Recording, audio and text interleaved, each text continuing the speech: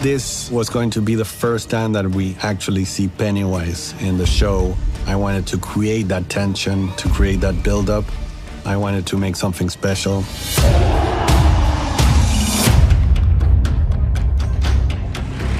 This season, the military is trying to find it. Because of his condition, Shaw makes Leroy spearhead the mission. Leroy is our leader in this episode. The reason he's chosen is because, according to Shaw, he, quote unquote, doesn't have fear. 29 Nebold Street. All of these men, they've all been educated about what it is and how it manifests itself. But understanding and seeing it in real life are two different things. This is the first time we actually enter Nebold. We prevised that first shot that we get of it when all the army jeeps and trucks are landing. It was really important to me to treat this location as a character and introduce it as such. The well is another iconic place in the movies. It was a different location, but we did a lot to make sure that it matched. All right, boys, down the hatch. It's the sewers. It's the coolest thing ever. The crew is outstanding. The set was impeccable. In retrospect, it was one of the coolest sets I've ever seen firsthand. I mean, the magnitude of it is just unfathomable. But it was also the hardest set I've ever worked in my life. Can you feel it? I feel something. Even though Leroy is medically a fearless man, he's actually not. Leroy, he's always seen himself as a family man, a good father, a good husband. And one of the worst things that could happen to him is hurting Charlotte. Leroy, help! I'm scared. He's now deep in the sewers, he's lost, and his wife appears. Charlotte, what the hell are you doing down here? Charlotte becomes a monster. He has to kill her. Whoa! For a split second, Leroy believes that he's actually killed his wife. In that moment, he decides once and for all that anything he sees in this tunnel is fake. Listen, whatever you see down here that's not supposed to be here, you fucking kill it. Which leads him to one of the most emotional moments in the episode.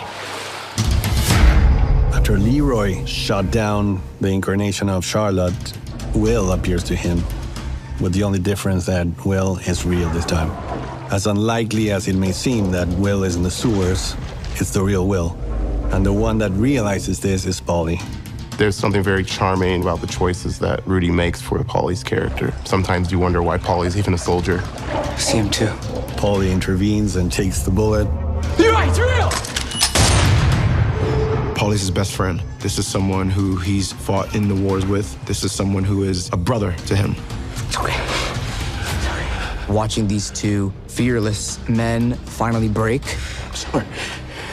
I loved it. I thought it was beautifully tragic.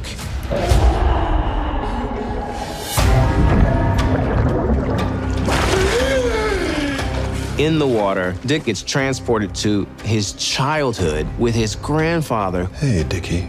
And if you know the history of Dick Hallorann, that's bad news. His grandfather is bad news.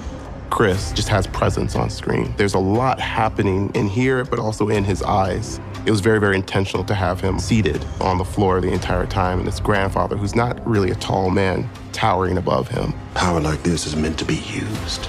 No. We had conversations about how the grandfather shrinks him in many ways. He's going to go right back into the state that he was as a child. From that moment on, Dick is never the same in life. It breaks him. So I'm not a big Pennywise fan. Maddie? Maddie's reappearance is one of these big moments in an episode with a lot of big moments. Where have you been? In the sewers, below Derry.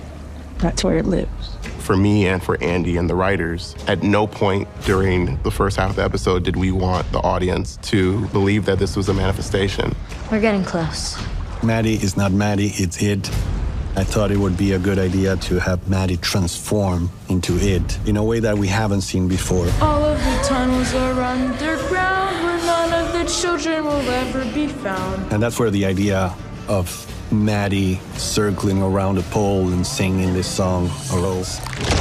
Suddenly, on the back of his head, there's something growing. We realize that that hole is a mouth full of teeth. The creature on his back starts taking over, and we realize that that creature is none other than Pennywise. The clown! Duck and cover, kiddos.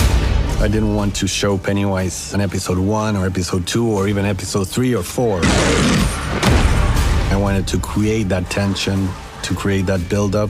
It's very special to me.